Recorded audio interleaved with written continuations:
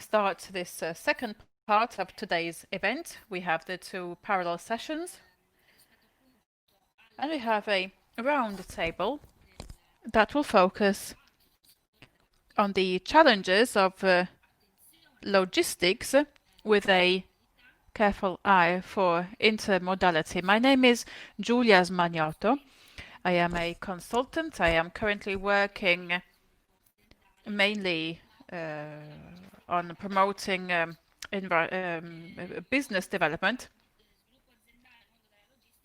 but I have been working in logistics for several years. These are two sectors that are very closely connected.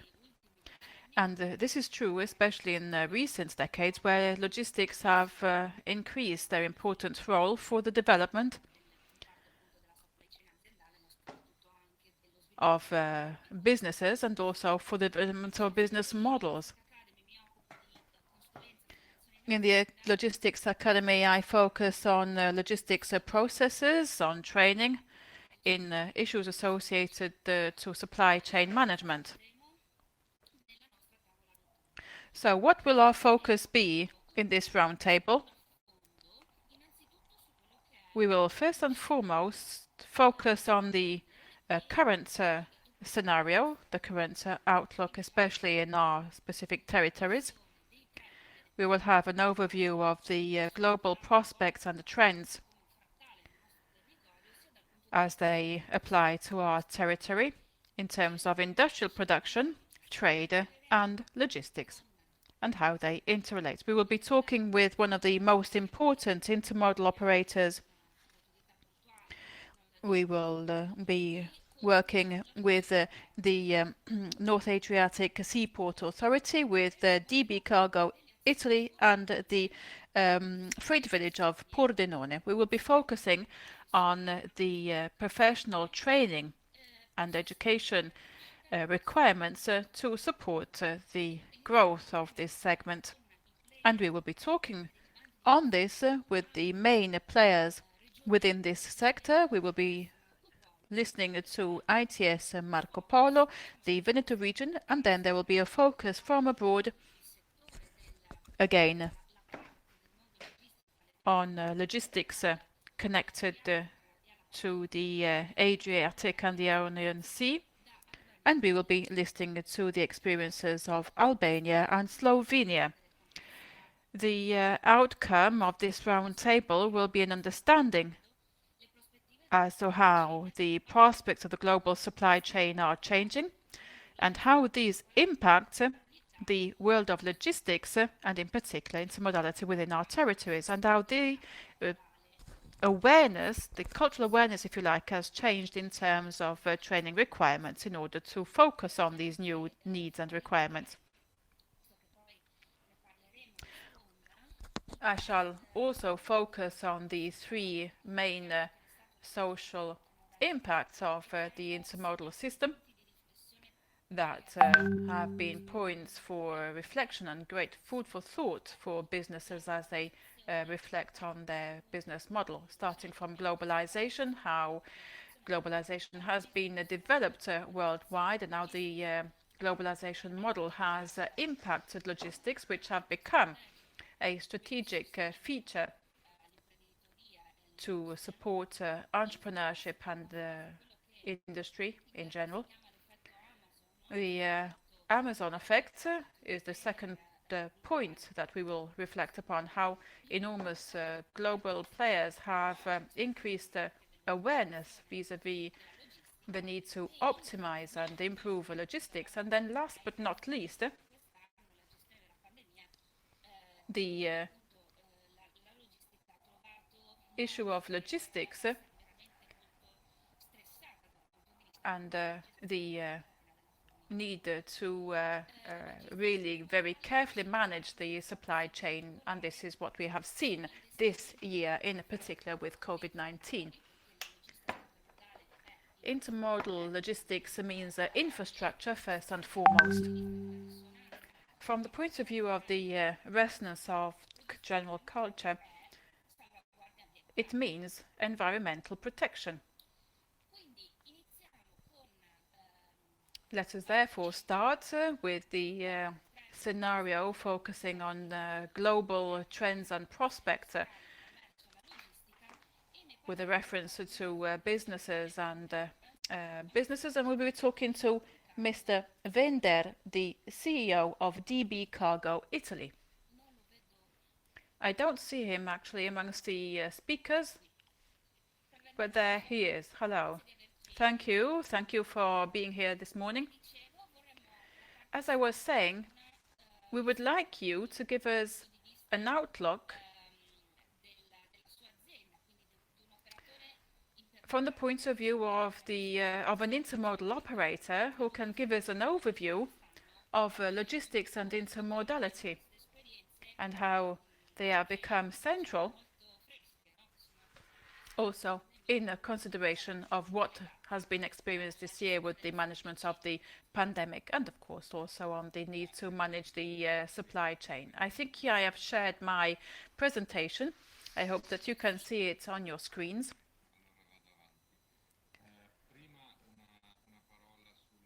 Just a few words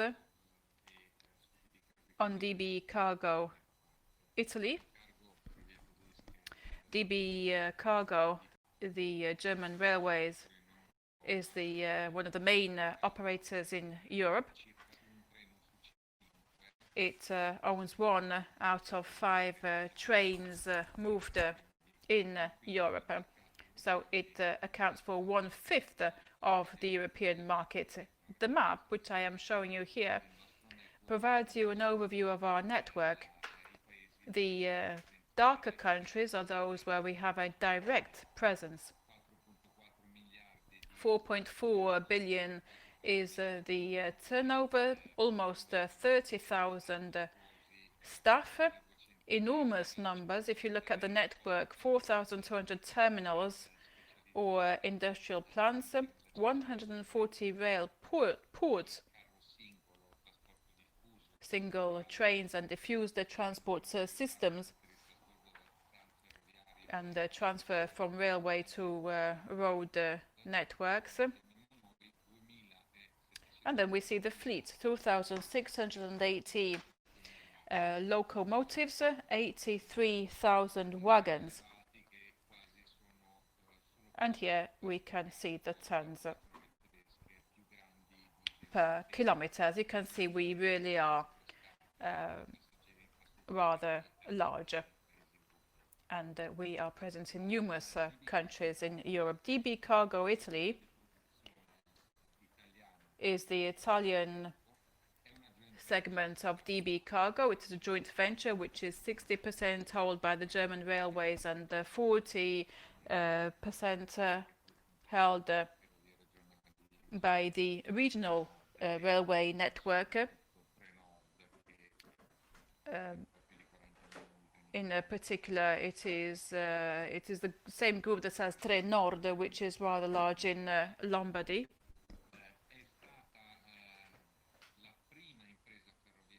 It was the first railway company to produce a non-Italian railway rail car. So here we can see our figures: 65 million turnover, 435 employees, a network which focuses on diffused networks. Here you can see all the destinations that we serve. The larger the dot, the greater the weekly frequency, and you can see in the circles are 10 rail ports.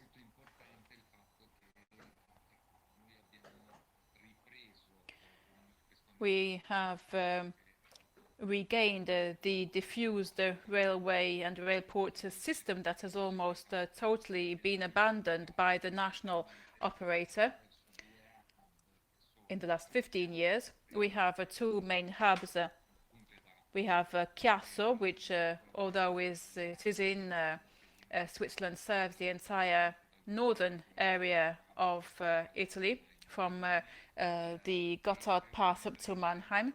And then we have Brescia, which collects the volumes which are transported through the Brenner.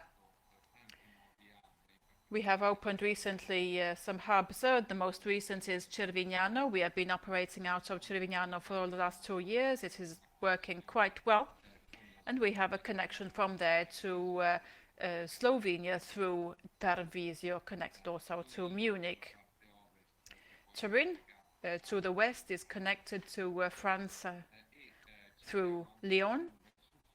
And we are also expanding southwards with positive developments, with new hubs being developed in Pisa and Rome. It is a bespoke service with highway trains that reach their final destination through shorter antennae. It is a very dynamic system which is constantly improved and enhanced. The average distance for the trains is much lower than other key players for this fragmentation, if you like, of the network that we have been able to implement through this so-called diffused transport system that allows us to transfer scale economies, which is achieved through complete and full trains, which can only be achieved in larger hubs. It is only the larger companies that can afford this type of system. On the diffused level, we transfer the benefits of the scale economy of the block trains to smaller players that have 3 to 5 wagons a week. We have 27 electric and 17 diesel locomotives, and here we have the performance 2.4 million trains per, we see the ratio per kilometer, and of course followed by the tons per kilometer. This enables us to rise to the clear needs of the customer and to constantly redesign the network. We have an enormous focus on innovation, on safety, on quality. We are classified as the most punctual company in Italy. We very much invest in digitalization, and most of our production processes have indeed been digitalized. We focus on complex transports and not on the simple intermodal, let's say, conventional transport, but on special transport. Allow me now to talk of the European Rail Freight Forward program,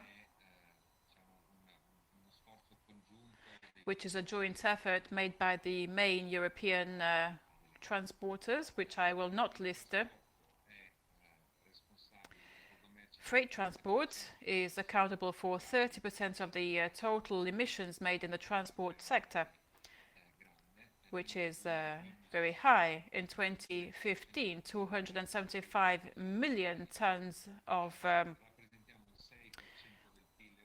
were transported.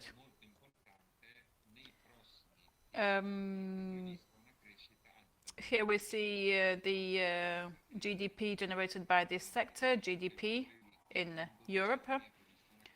And for 2030, we expect a 30% increase in the volumes transported.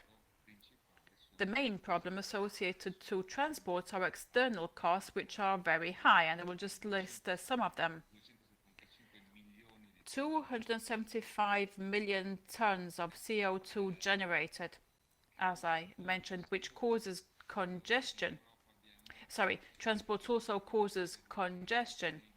The average driver spends 120 hours in queues.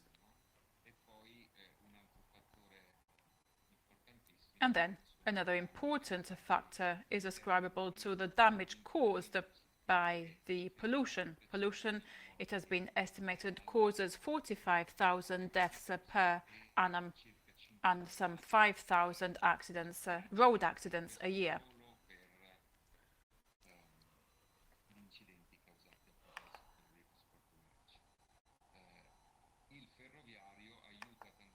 Rail transport contributes to strongly decrease the impacts that I have just mentioned.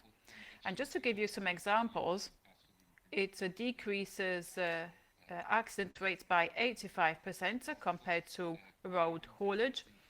It generates a 40 times lower impact on the environment. It decreases air pollution by 9 times, and decreases sound pollution 3 times. So the impact of rail transport is really, really high.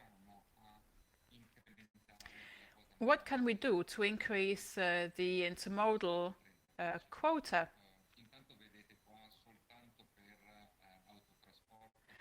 This graph refers to internal navigation ways, road and rail transport. As you can see, volumes have increased over the years.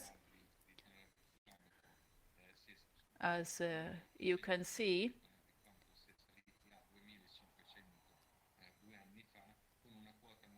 we see that intermodal transport now accounts for an increasing share of of overall transport. Now, if we think of 2030, and we want to see an increase in the tons per kilometer, the externalities associated to road transport would be unsustainable. What this graph shows is what we need to achieve in the rail freight transport area in order to absorb the 30% increase that is expected, this 30% increase of road transport, of transport in general, that is expected by 2030 in all countries. All of this to increase intermodal transport in a market which is expected, as I said, to grow by 30% in the next few years, with the attempt to decrease road haulage, which causes the externalities that I have just mentioned. Unfortunately, in Italy, for historical reasons and for political reasons also, and also because geographically we are very different from other countries. We are not a square, if you like, and flat country like Germany or France. We are a long country that is characterized by a lot of mountainous areas. We nevertheless see that the percentage of railway transport in 2018 was 13%, which is a lot lower than some countries that are particularly virtuous in rail transport, where, of course, Switzerland and Austria are some of the most important, with respectively 37% and 32% of the total performed on rail. The market share increases from 18 to should increase from 18 to 30%, and here we see the figures in terms of tons per kilometer, which are required to increase by 2.15 times in order to achieve what we want. This means that we have to all work in the same direction. So policymakers, lawmakers, public and private partners all have to work in the same direction. Railway operators have to renew the offer, focus on multi-modality and innovation. The infrastructure needs to be interoperable and efficient, and have to be usable, just as roads are easy to use. In addition, policymakers must do all they can to incentivize multimodal transport, promoting rail transport and establishing the conditions in order for it to compete efficiently. So, I apologize. Can you please come to the conclusions?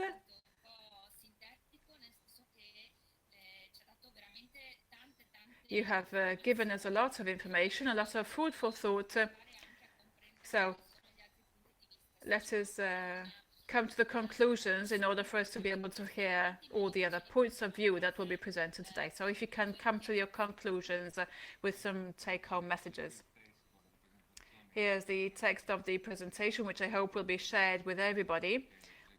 If you like, it can be read quite easily, and that will allow you to go into the depth of each of these issues. But I would like to conclude by saying very quickly that railway companies and railway service providers have to increase the quality of their service, become more effective. They have to introduce flexible solutions in terms of intermodality, resorting increasingly to IT and integrated processes that enable them to become aligned with the customer's need. They also have to react quickly when there are problems. The example of Rastad, for example, which is still an open wound. In terms of infrastructure, it is important to have easy access to the entire network, as already happens in road haulage.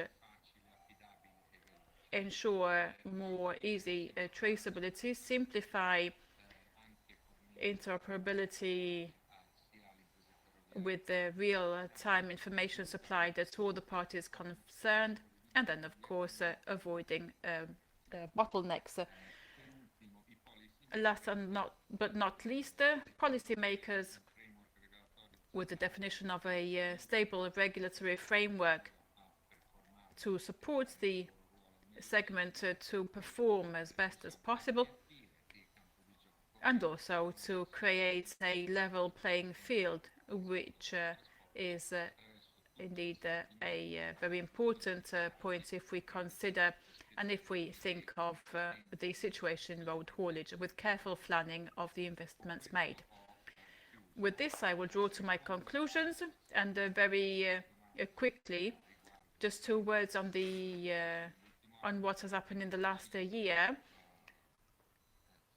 It is very difficult to know what will happen in the future more than thinking back. We have to look forward. We've had a 30–35% decrease in throughput in the most difficult months, especially as a result of the lockdown of the businesses that need our services and that ask for our services. We have estimated that we will have nevertheless a 10% decrease in volumes compared to those that we generated in 2019.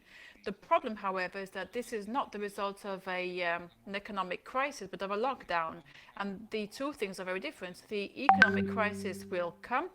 Hopefully, it will be as little impacting as possible and as brief as possible, but it will be there, and we will see that from next year. And this is when we will be able to really see what is happening. Italy is made up of small and medium-sized enterprises that support flexibility. They are constantly able to renew themselves. However, in a situation of a big crisis such as this, larger companies are more organized and more able to react and absorb the shock. Unfortunately, we don't have as many large companies as there are abroad. So let us cross all our fingers and toes, and hopefully we will be able to work well despite all of this. We have never cancelled any trains due to the non-availability of staff or for any other reason. So an enormous effort has been made by all our staff, and I know this is true also for our competitors, and I hope that nevertheless the role of the staff will be recognized in particular. So I said, let's cross all fingers and toes, but let us not cross our arms and stop working. We must continue. Thank you very much. I would like to thank you for your speech. I know that you will listen to the rest of our round table, and this will lead me up to the second speaker.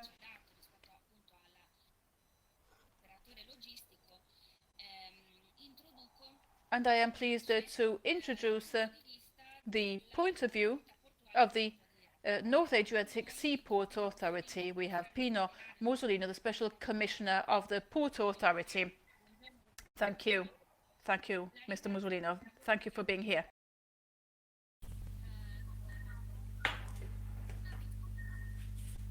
We would like to have your point of view from the point of view of the trends and the future outlooks for this sector.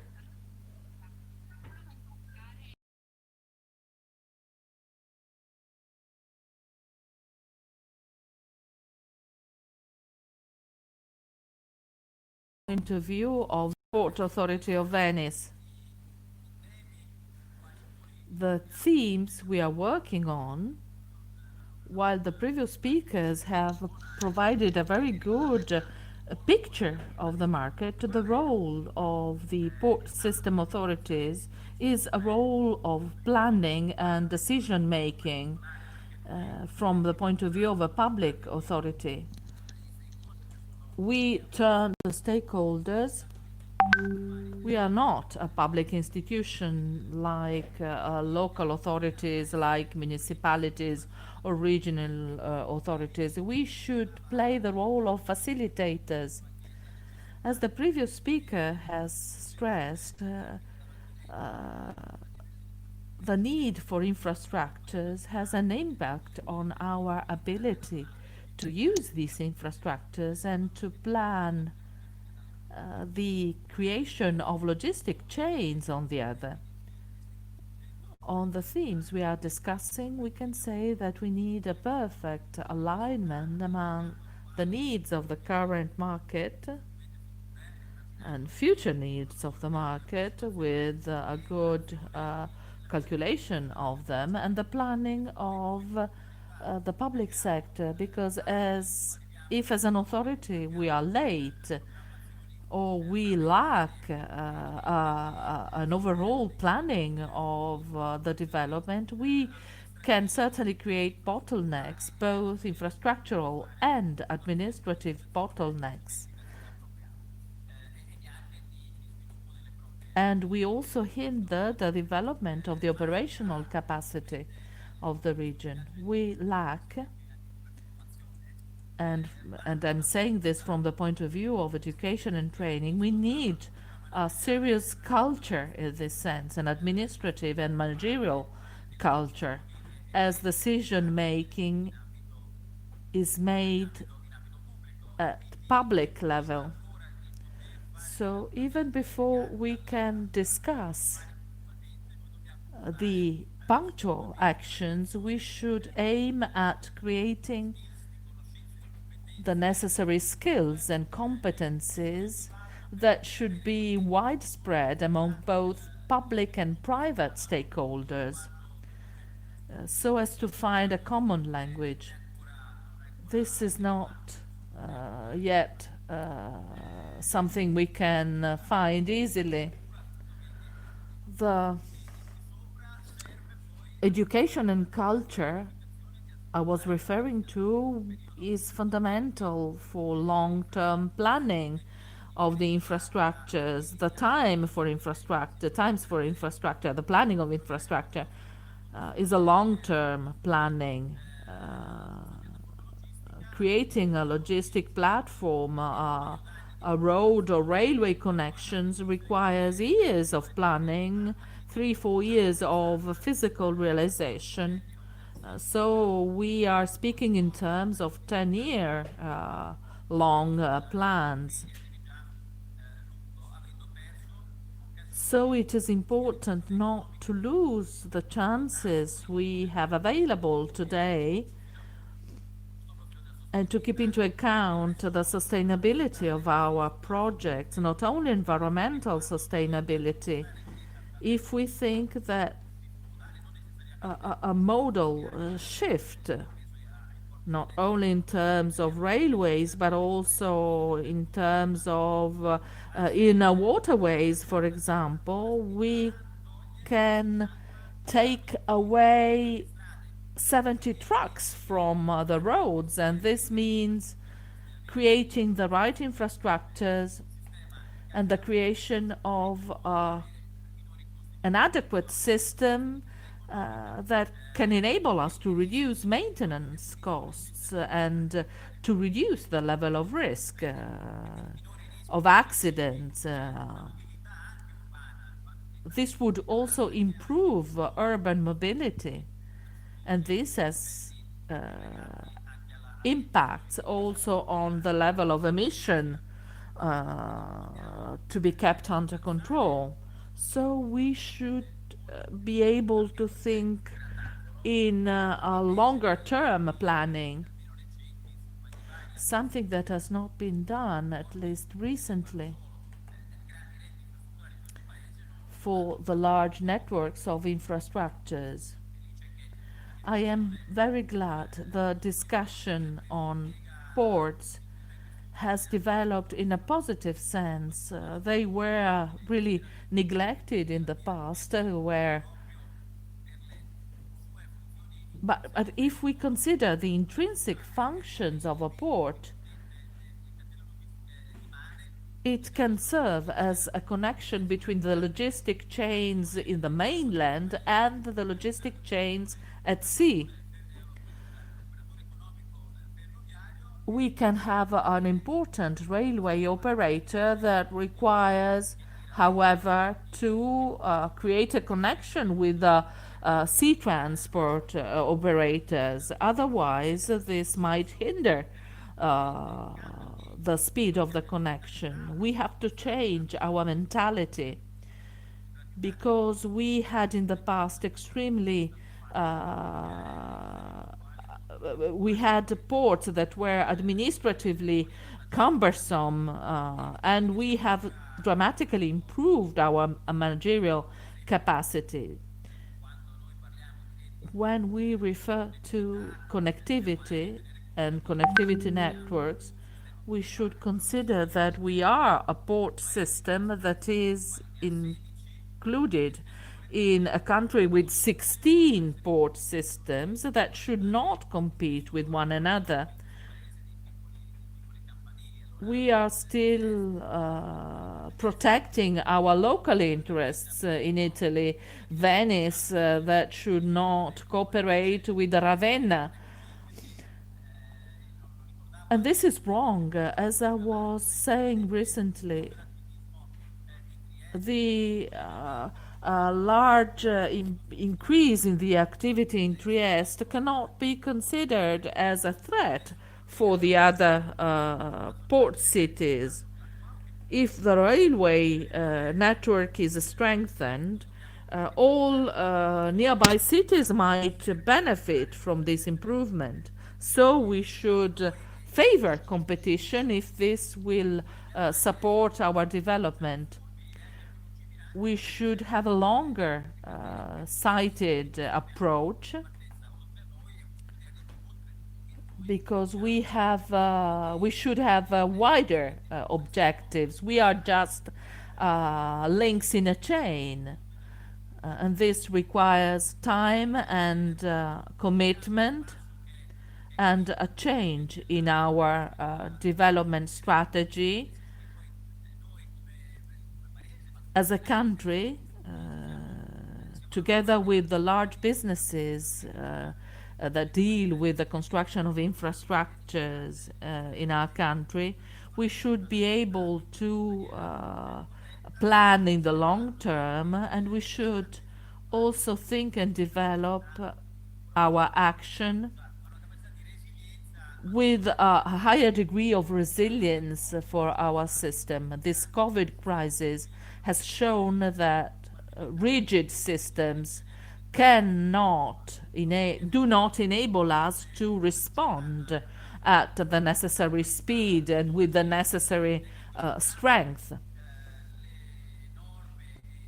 The rules we have to comply with were positive in some cases, extremely negative in other cases. We have often mentioned the example of Genoa, that after the collapse of the Morandi Bridge, they were able to replace the bridge extremely rapidly, and this positive example is a real exception in our ordinary system. We should take this as a model. If the model of Genoa has worked, and it is totally different from our everyday models, it means that our reference models should be changed. We still have a lot to do. We should change our mentality. Infrastructures should not be seen from the administrative management, but rather they should be considered as fundamental elements in the growth and development of the whole country, in the present but also in the future. I hope I have respected the time limits, but this is the contribution of a public administrator with a specific role, because we turn to an audience that is made of business operators. Thank you, Mr. Musolino, for your concern for the time limits. I would like to stress what you have just said, because I think that your suggestion, uh, aiming at a change, a real change in the cultural approach to the system, focuses on the very core of the problem.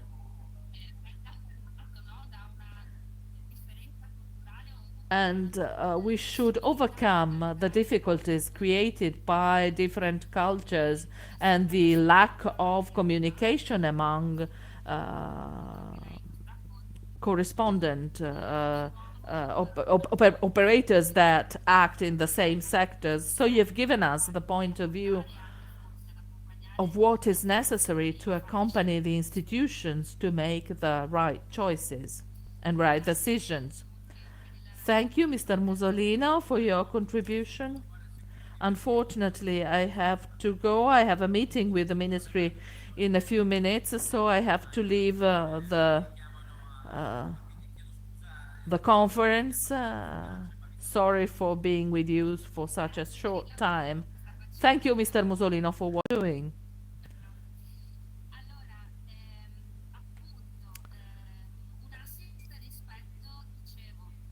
Your suggestion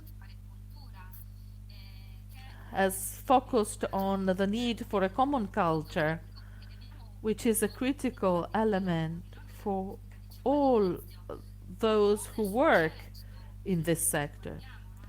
If we look back at what has happened in the world of logistics, we can certainly understand how the great players in global logistics have moved. And this has somehow made clearer for us what are the needs for our system. Certainly, we need training and education, and I'm saying this to introduce Mr. Bortolussi, who is the CEO of the Interporto di Pordenone,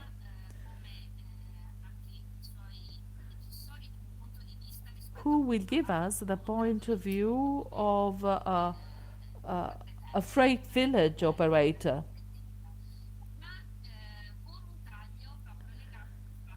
But his point of view is based on the fact that one of the basic needs stressed by Mr.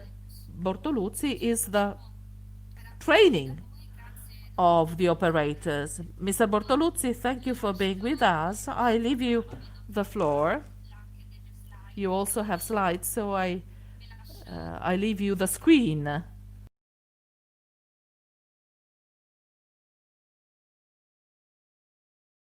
That has been supplied to us to provide our points of view. As you know, we are not railway operators. We are, if you like, the loudspeaker for the world of businesses that have realized that there is opportunity in completing, if you like, the supply chain. It is for Compare this questo reason video, me lo that the scarichi interporto, the e freight village, was lo established converte in a Pordenone. 100 mega e me lo ricarichi di nuovo su Drive. It was established on a previous existing wholesale area. And the aim has been to provide the full supply chain in terms of logistics. We are positioned over 85 hectares of land in 2019. We exercised pressure for the establishment of a railroad intermodal system based on the European standards, where we have 3 electrified rails and 3 loading and unloading bays with an inline connection to the so-called Pontebana railway link. For those of you who don't know our region, it is the link that goes from Venice through Pordenone to Treviso or Trieste, depending on the direction of the connections.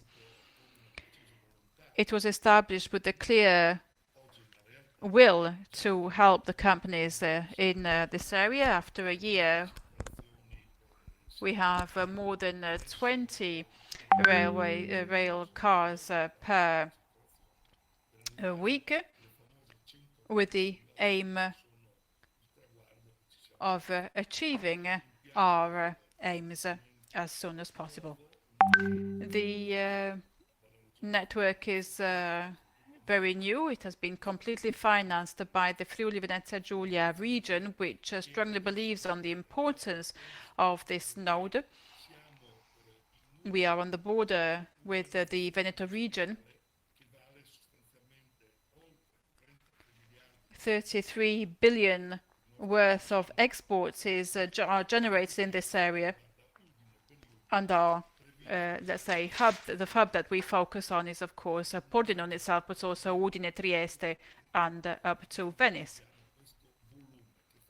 So this is the volume generated in this year. If we look at the GDP of the 5 provincial districts, they account for 90 billion euros of exports. The logistics area was what was missing in this area, and now we have it.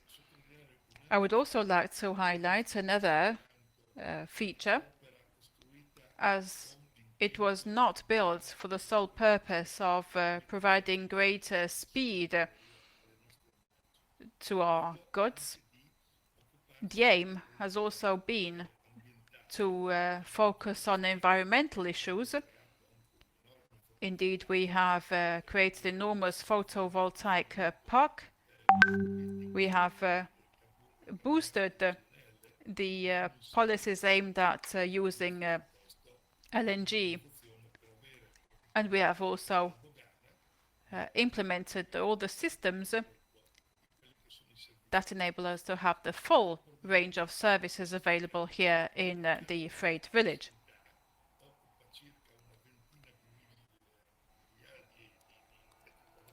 20 billion square meters are dedicated to the area, to the segments of to the pharmaceutical segment. In addition to this, we have more than 1,300 people employed in more than 70 companies. 10 years ago, we had 450 people with just a little fewer than 30 businesses. This freight village is very well connected to the motorways, to the A4 motorway, which is another boost, another plus point, if you like, which enables us to be very well connected to the entire area of Friuli and of the Veneto region. we are indeed enabling us to shorten time to market. In addition, we are on a PC80 so-called railway line, which enables us to transport up to 2,000 tons per train. We have firmly believed in the importance of intermodality. We must also recall that believing in this means rising to a challenge. The A4 motorway from Trieste to Venice alone causes 15 million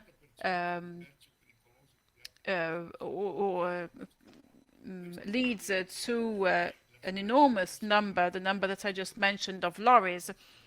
So one of the aims is to take those lorries off the motorway and to put that freight onto trains. Intermodality is an enormous challenge for environmental policies. It is indeed not just a whim, but a real need. The congestion that is created in a tiny territory, if you like, which is Friuli Venezia Giulia, requires the participation of everybody, but not just words, because in the various conferences that I take part in, I have often heard people talk of the numbers, but indeed, we have not yet seen all those words being flanked by companies really putting their freight on trains rather than on lorries. Synergy is indeed required in order to understand the real issues and the critical points underlying the developments of train transport. It doesn't simply require the efficiency of the railways. There are some very important nodes. If I think of Monfalcone, Mestre, Udine, these are nodes that require large investments and solutions. I know that RFI has been working hard on all these topics. They are aware of the issues that have to be overcome. However, they do not have a magical formula that will enable them to solve these issues from one day to the next. If we want intermodal transport to work, it is essential for us to be very clear and honest. There are we need to find understandings. We cannot simply stand in a fortress and expect things to happen without collaboration. In a synergetic system, everybody has to participate. And I'm saying this last but not least because this challenge was very firmly wanted by our engineering services, by all the relationships. It is the result of the relationships that we have established with the operators and especially RFI. Our terminal has indeed been, the management of the terminal has been given to UBAC SPA, UBAC Switzerland and UBAC Italy. The integration process for intermodality is underway. Their business has been focuses indeed on intermodality, and this fully supports our perception of what should happen in the future. Our recommendation is that we must not relinquish a firm position on these topics. Otherwise, we will suffer from the competition of road and especially of motorways.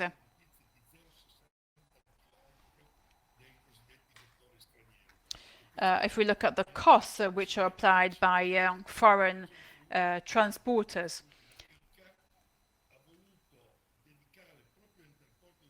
the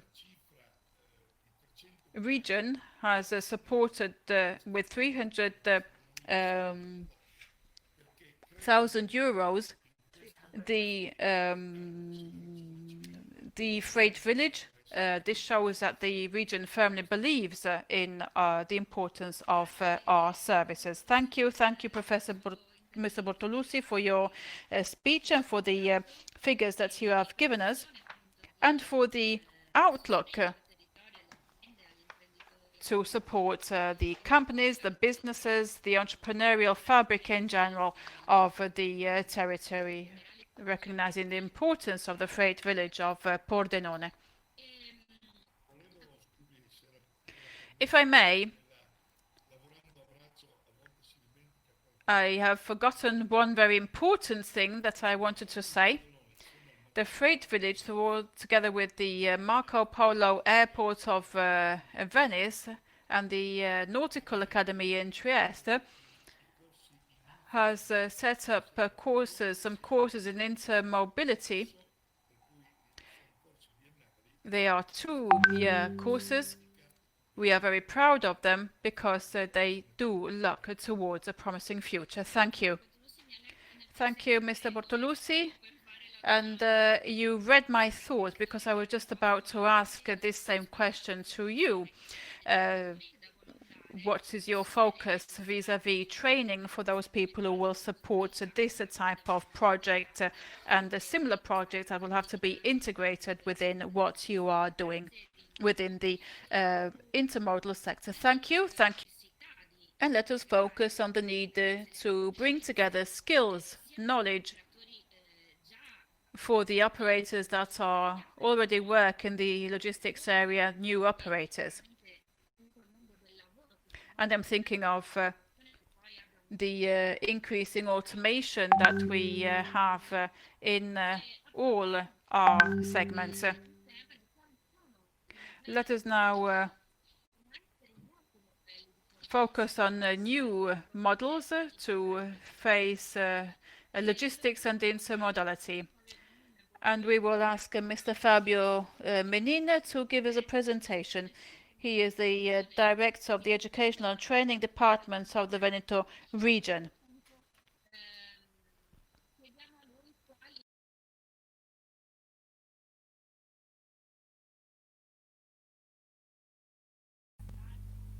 I would like you to tell us about the training activity at regional level, the activity that should support the new needs for the logistics sector.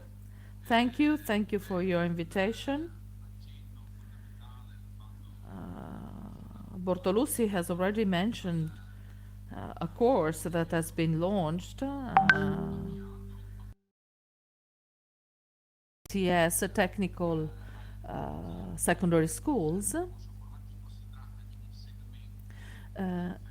This is a segment in our educational offer that follows secondary school, high secondary school, after the diploma, and it provides a training, a professional training with a very high technical competence.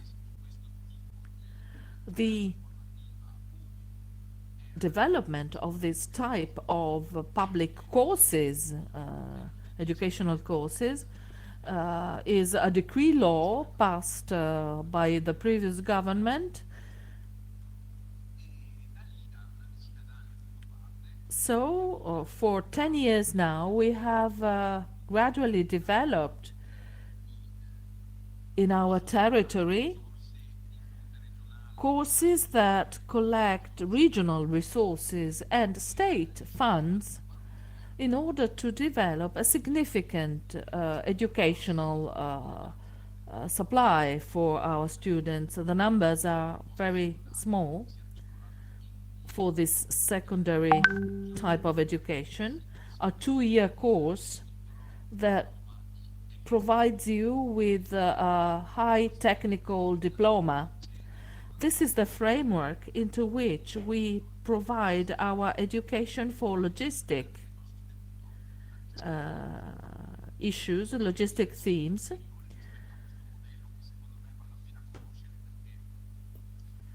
something that is important.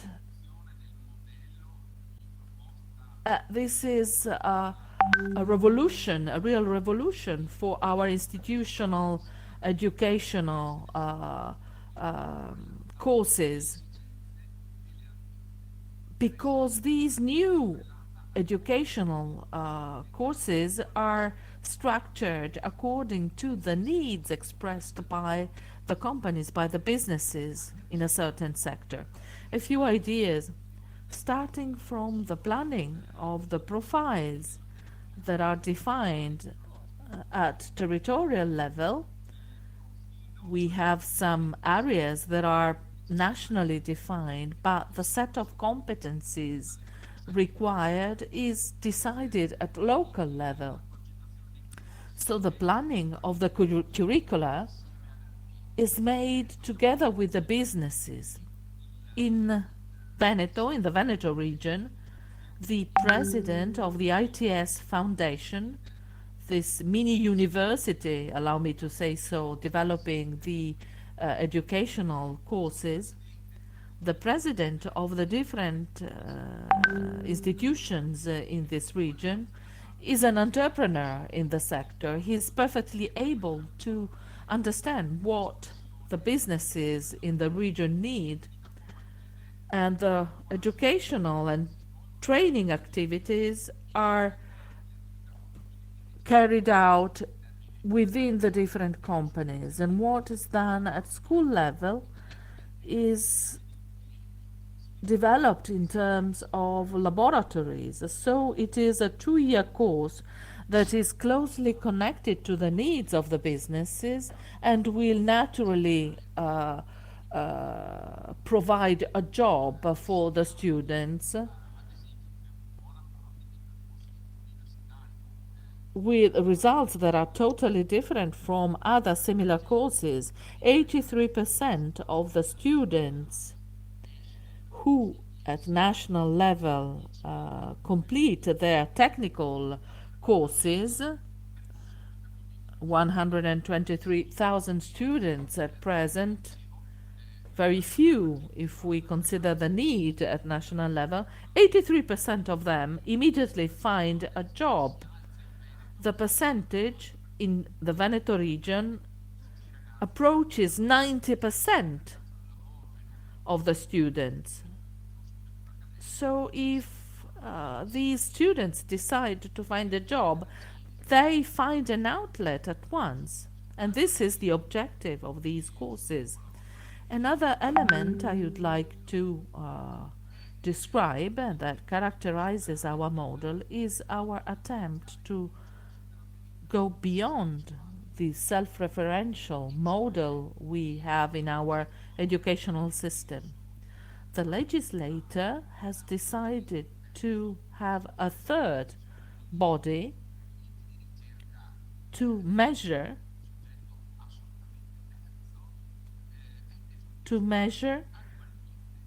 on a yearly basis, on an annual basis, the outcome of the ITS educational courses that are developed on the different regional territories.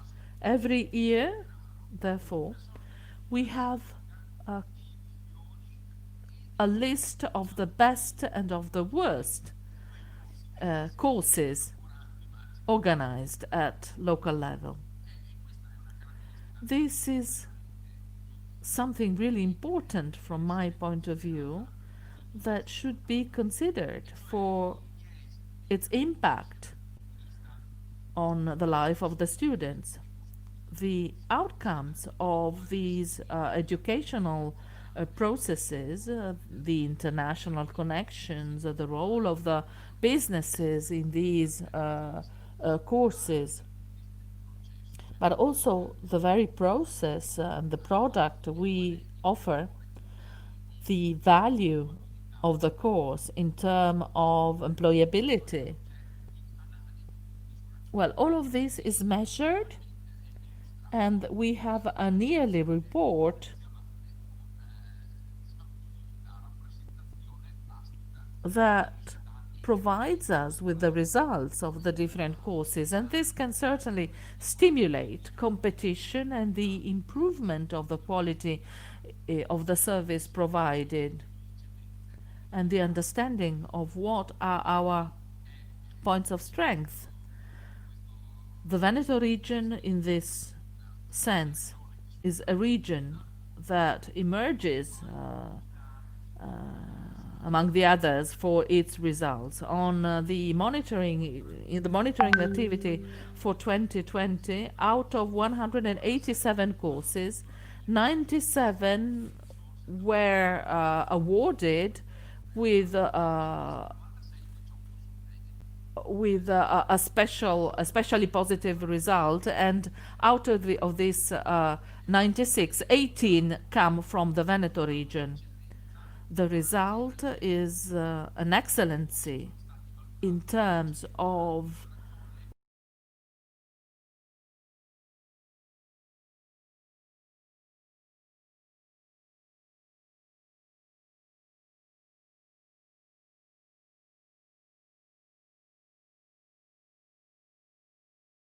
preparation of a classification, one of the two foundations, and I hope that ITS Academy will not mind me saying so. One of the two logistics academy, Marco Polo, of course, for intermodality, and the ITS Academy as far as the Inter is concerned. And then, of course, a lot of other excellent results that were achieved in the area of tourism, in the energy efficiency segment, where the Veneto definitely is at the forefront. And the aim, of course, is not to get a mention or an award or be acknowledged as being the best. That is not our purpose. What is important is to say that we have done everything we could to assure that we could have a good offer. 9 million euros, of which 6 were regional resources. This shows us how important the region considers this point of excellence also in the logistics sector, considering it as a very strategic asset. Thank you, Mr. Menin. A quick question, because I am also a teacher in the ITS courses, and I am interested in something.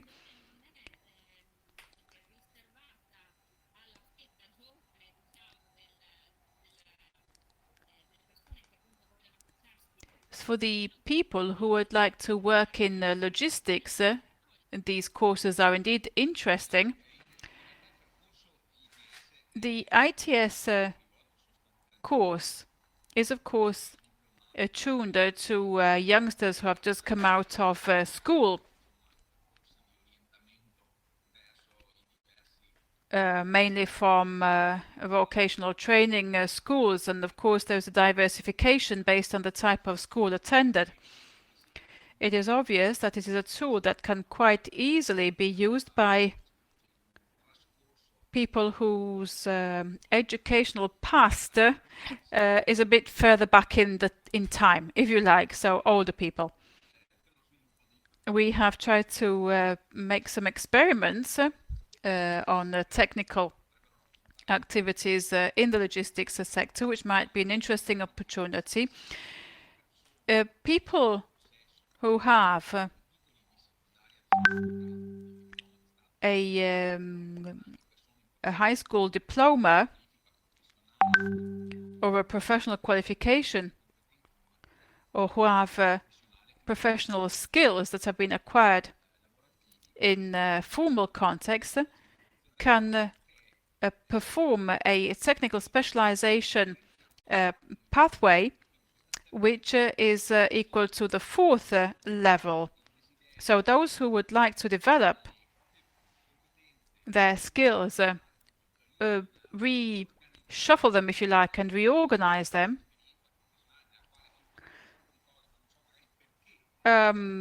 people who might at times have a professional expertise but haven't quite been able to organize all that information, they can attend pathways which are called IETS pathways, and I apologize for all the acronyms that I'm using. Acronyms seem to be very fashionable, but they are technical specialization courses which are annual courses. They do not require any specific educational background, but they do require skills in the professional world. Thank you very much, Dr. Menin, for this information, and thank you for giving us this regulatory framework, an idea of the regulatory framework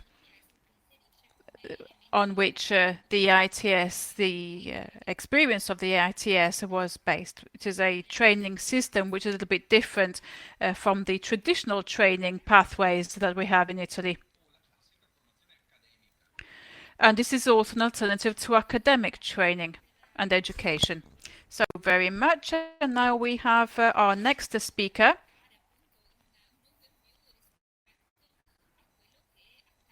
And we will now have indeed an overview provided by the administrator of ITS, Marco Polo. And we have the CEO of the, or rather we were supposed to be listening to the CEO. He is replaced by Marco Della Puppa. Good morning and welcome. Thank you for being here. And my question, if you like, again, is to give us an idea of these training models that are supplied and how they rise to the needs which are being voiced by the logistics segment. So what is the answer given by ITS Marco Polo? Good morning, everybody. I want to thank Mr. Menin for his effort in and for his contribution to ITS. I will give you an example of a student who was a student of our school. A couple of years ago, we had the pleasure of giving a diploma to a student who had a university degree, but he was not satisfied with his university degree. So he came to us trying to fulfill his dream to be a driver, a train driver. He was not young, but he managed to conclude his 2-year course, and he's a train driver today, happily works as a train driver. My task is illustrating who we are and what kind of education we offer. So I would invite the technical staff to launch our presentation video. Presentazione.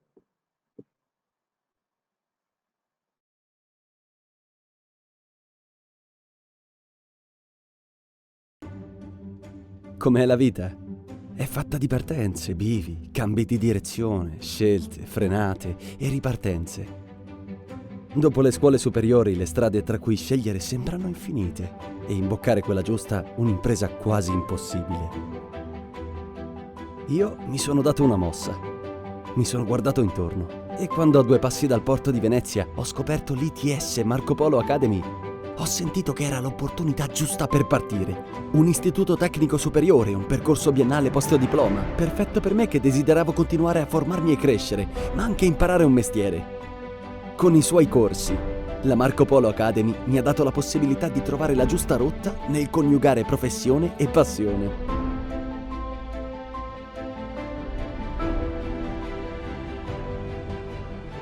Non solo, grazie al collegamento diretto con il mondo del lavoro, entrare in azienda è stato come approdare in un porto sicuro. Sì, in questo mondo tutto è in continuo movimento, ma adesso sono io che guido. Diventare un esperto di logistica significa sviluppare il proprio talento di muovere il mondo.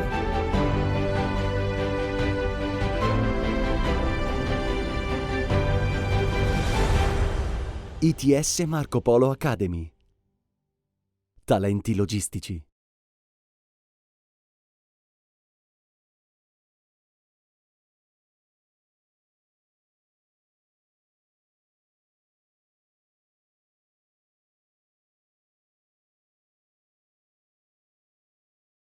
Institution that was established in 2015 with the support of important local players, among which the Port Authority of Venice. We were created in order to fill an educational gap that existed on our territory. The lack of intermediate figures at an intermediate level between operational figures and more managerial competencies at university level, which is why the ITS Marco Polo Foundation was established in order to create logistic managers working within port companies or airport companies. We also collaborate with the airport of Venice, with the Venice airport, professionals who can work within airport companies, collaborating with the supply chain businesses.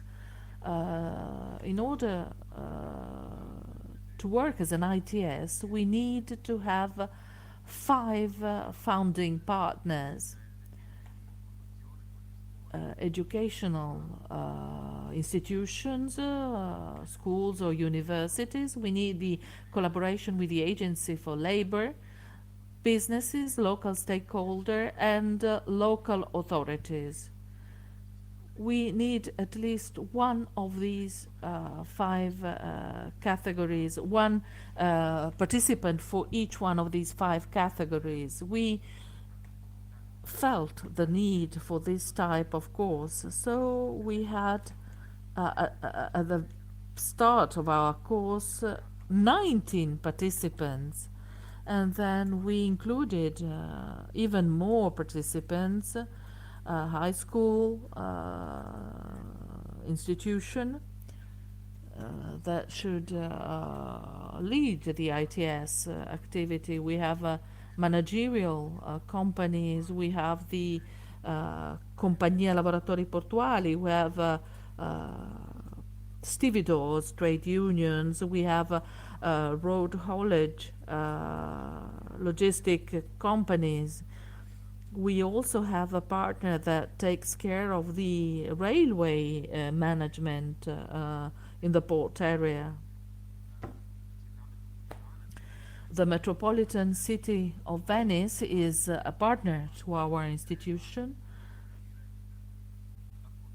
as well, and this widens our scope of activity and improves the management of our institution. We started with a course for a logistic operator in port activities, but then we strengthened and we also provide courses together with the Academy of Trieste at the Interporto of Pordenone. We have 3 courses. We have different courses, 3 of them dealing with the logistics for and also for train drivers. As for logistics, we have our historic course, which takes place in Venice, in person, both in Venice and in Mestre, that provides the training for operators that perform their tasks in the port of Venice. We have two different courses that are held in Treviso, and a more recent course that is held in Rovigo instead. The difference between the courses in Venice and in Treviso and Rovigo lies in the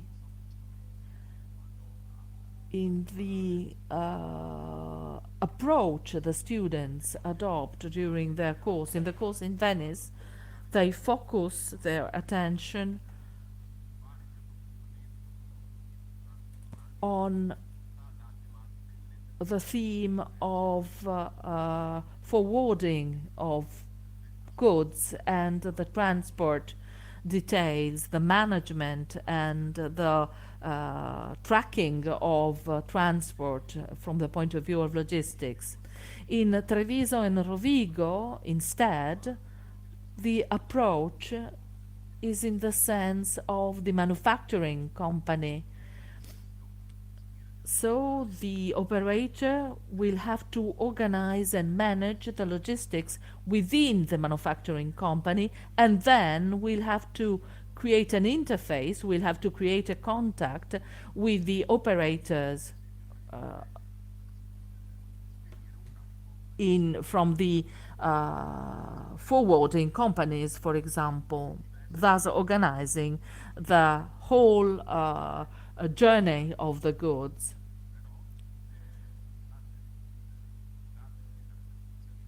The approach is different, therefore, to better respond to the needs of the territory, because this is one of our points of strength. We are able to provide an answer to the requests of the territory. Getting in the detail, the higher course for management and driving of railway cars, locomotives.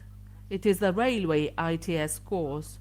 It is a 2-year course that creates a multi-able technician, professional, who will work for railway companies and can be employed for different roles. The most ambitious position is a train driver, but during the 2-year course we also develop different competencies that might enable our students to become trainers. We also have developed a new figure, the person who takes care of the maintenance of the engines. At the end of our course, besides a diploma, a high school diploma, our students will not, they will have overcome the theoretical training, the patent, their ability to drive a train will be issued by the railway companies that will provide practical training to our students. As I was saying, this is a 2-year course. We have room courses, but also practical training. Admission to the course requires require passing an admission test and a medical test as well, provided by the national agency. These professions are physically demanding, so students must be perfectly fit from a physical point of view for their profession. All our courses, sorry, I had a question, but please do finish your presentation. All our courses have a closed, have a fixed number of students.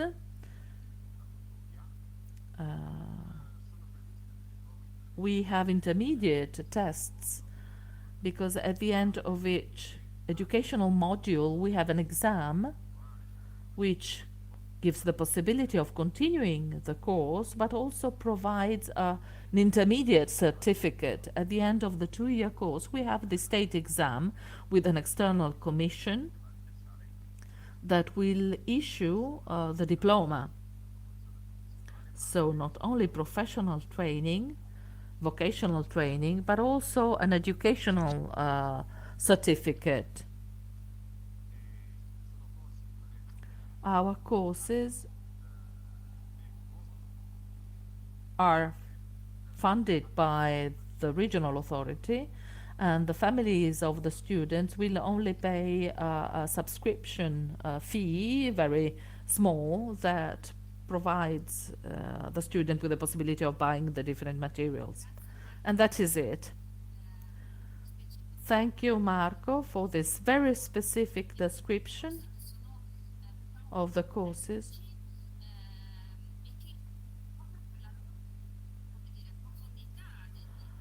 And because of their specific technical training, qualify your institution as an educational institution which is particularly close to the logistic activity.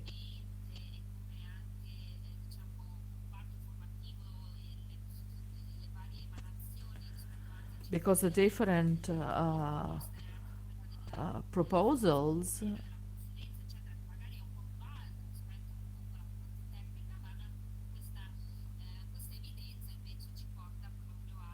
your description has allowed us to understand how practical and technical can the competence you provide, the skills you provide be for a student. Thank you. Thank you so much for your contribution. I would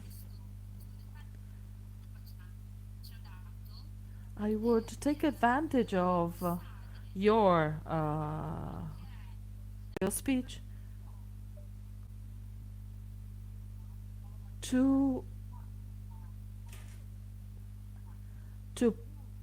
I would now pass to our international guests in order to try and understand what is the situation of vocational training in a different territory. We have 2 contributions, as you can see. We have Bojan Beškovnik of the Faculty of Maritime Studies and Transport University of Ljubljana in Slovenia. He will have the floor first, and then we will have the contribution from an Albanian speaker. We will have the Chief of Department of the Engineering and Marine Sciences University of Dur.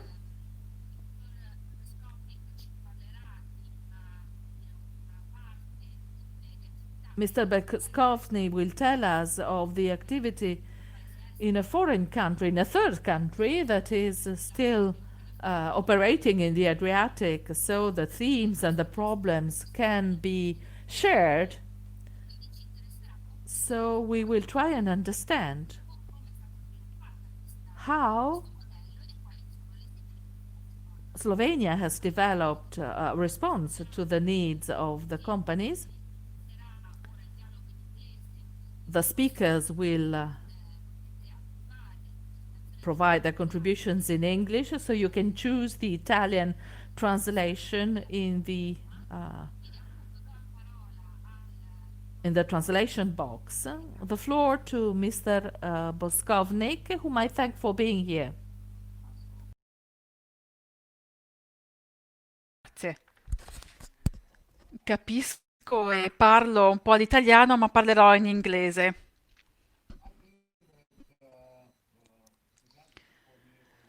Credo che chi ha parlato prima di me abbia già spiegato come la scuola secondaria sia coinvolto nel settore e come si creano delle partnership. Grazie al progetto europeo a cui abbiamo partecipato l'anno scorso abbiamo ottenuto dei dati interessanti che ci hanno dimostrato che a livello di scuola secondaria vengono utilizzati gli strumenti informatici per spiegare come i processi possono essere velocizzati. D'altra parte, nostra, vediamo che gli strumenti informatici in qualche modo vengono utilizzati anche nell'industria.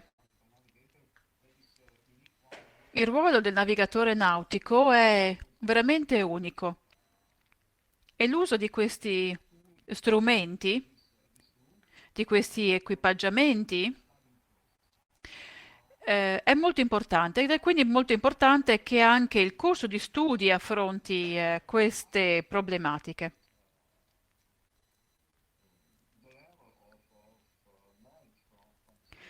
Il livello di conoscenze richiesto per gli studenti è piuttosto alto. Quando guardiamo invece ai porti sloveni, l'industria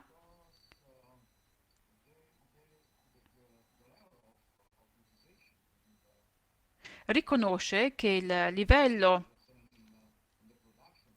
delle capacità nell'industria manifatturiera, ma anche nella logistica e nel trasporto, che i processi si attestano ad un alto livello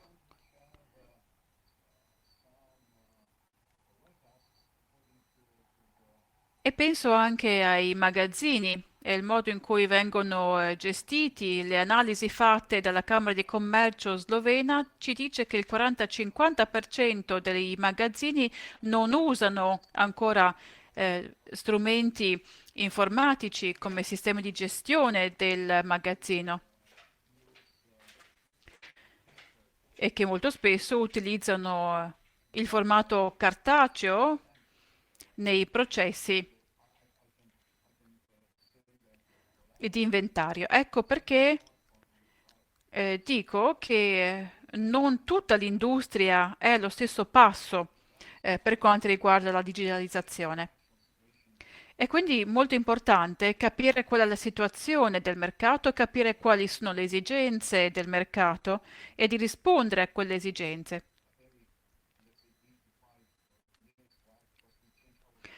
Noi tendiamo a cambiare i nostri programmi dopo un paio di generazioni di ragazzi che completano il nostro ciclo di studi.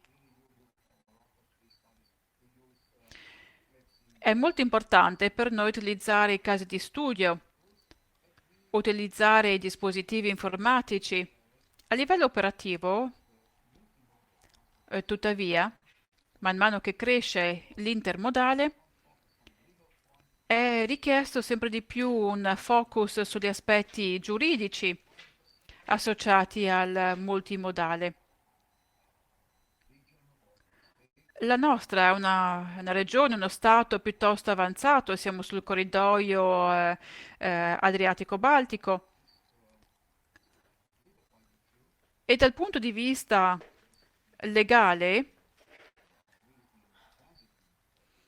pensando alle merci in transito, ci sono aspetti molto interessanti da sviluppare nel futuro e allo stesso modo i colli di bottiglia devono essere analizzati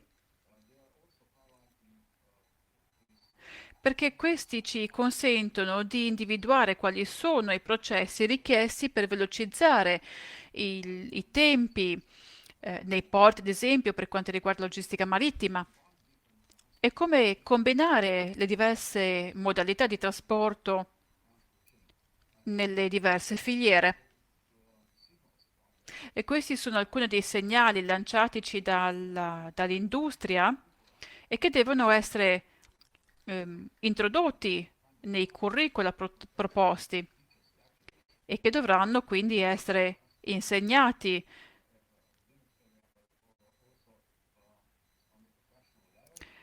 Quindi non solamente a livello teorico, ma anche a livello professionale. Ecco perché noi cerchiamo di ottenere il supporto di esperti da diversi settori. Io ho lavorato per 20 anni nel settore logistico.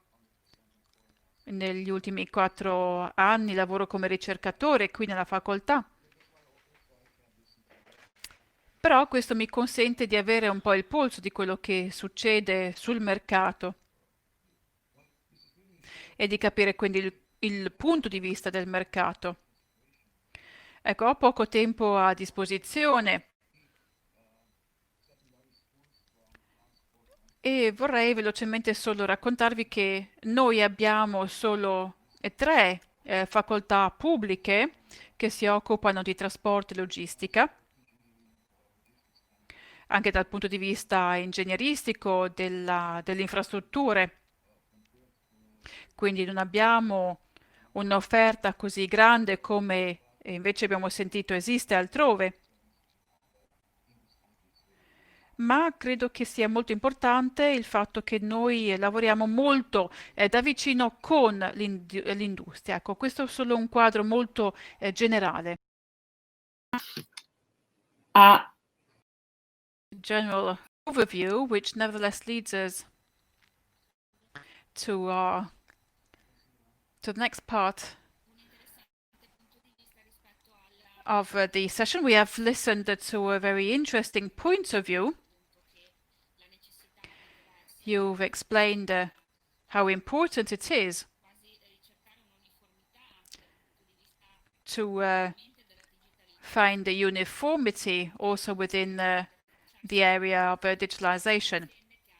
It is difficult to relate with companies that have different levels of digital culture and preparedness. So thank you very much, Mr. Beškovnik, for your brief overview. And I am pleased now to introduce to you the next speaker, Eli Vyshka, who is Chief of Department of the Engineering and Marine Sciences University of Juris. She has left us a video that will enable us to understand the Albanian position vis-à-vis institutional training in the area of logistics and intermodality. Will the technical services please send the video? When you like. The video is ready.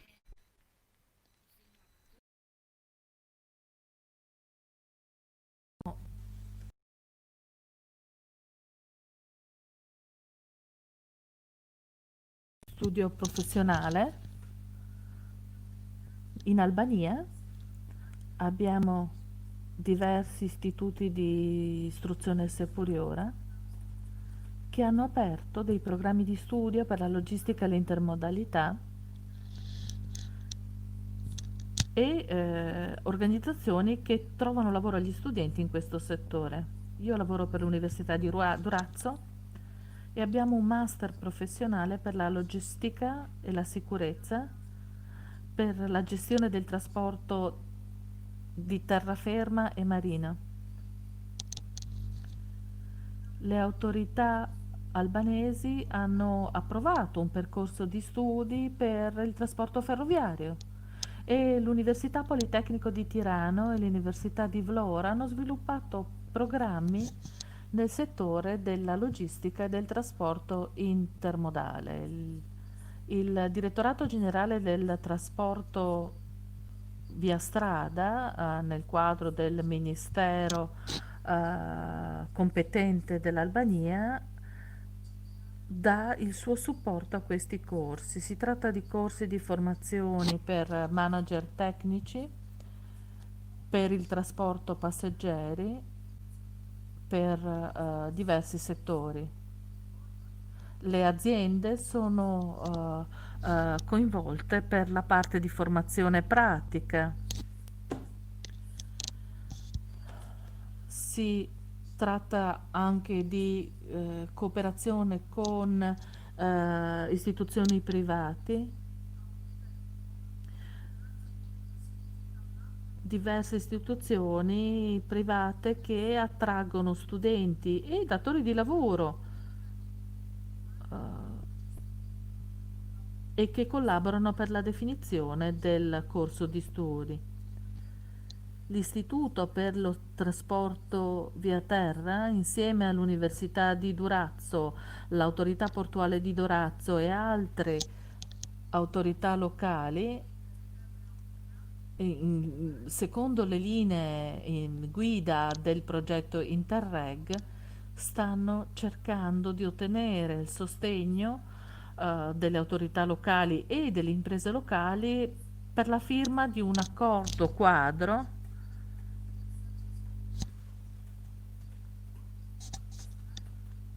Il porto ha un ruolo chiave nello sviluppo dell'imprenditorialità locale e questo ha portato a un sempre maggior coinvolgimento delle autorità locali, statali e private per il sostegno ai corsi che sono un passo in avanti in termini logistico. Il governo albanese, con il Ministero dell'Istruzione e l'Istituto dei Trasporti, nel preparare la strategia nazionale per i trasporti nazionali, ha fissato degli obiettivi generali. Purtroppo il video della signora si blocca, che ha permesso uno sviluppo del trasporto nazionale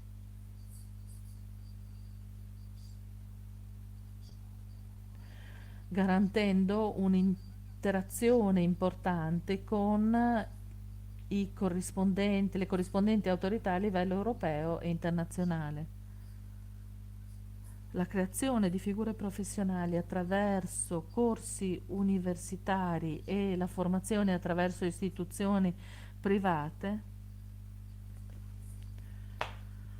hanno permesso di far crescere l'interazione e il ruolo degli stakeholder.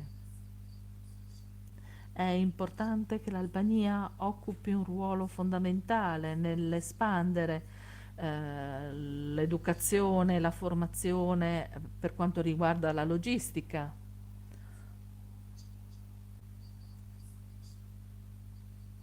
Grazie a un'intersezione tra i nuovi processi e le nuove tecnologie, riusciremo a creare un vero cambiamento di logistica e di infrastrutture e questo richiederà servizi nuovi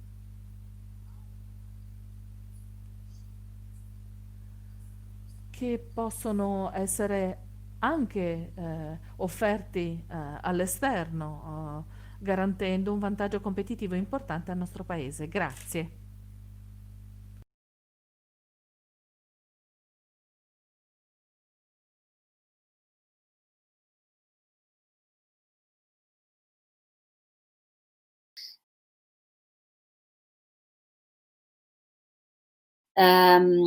Della Also of our Albanian speaker,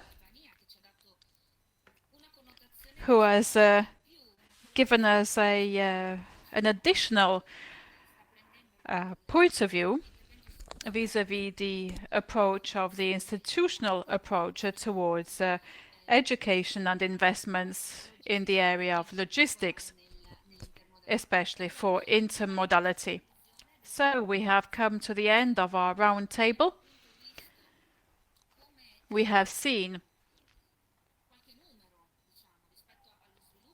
some figures on the developments of the sector. We have heard of the freight village in Pordenone that has told us about what developments might be for the next decade. We have also heard of the role and the task of the lawmakers and the public partners, as shown by the Commissioner Musolino of the North Adriatic Seaport Authority.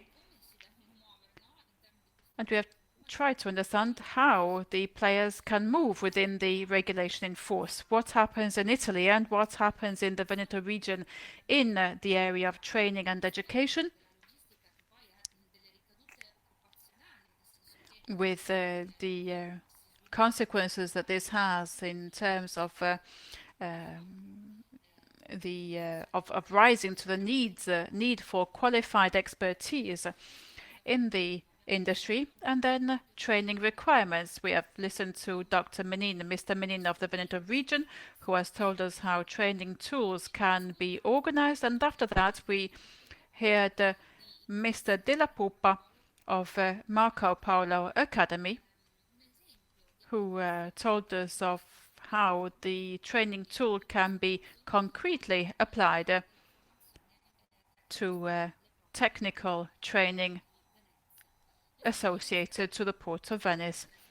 We then listened to the Slovene position through the words of Dr. Beškovnik, who allowed us to understand the importance of the relationships between the public sector and the private industries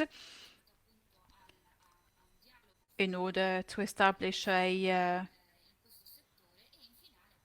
an easy flow of information between the parties concerned. And finally, we heard the position of the Albanian institutions, who told us of the will to hook the growth of this segment, which affects not only her country but also the region.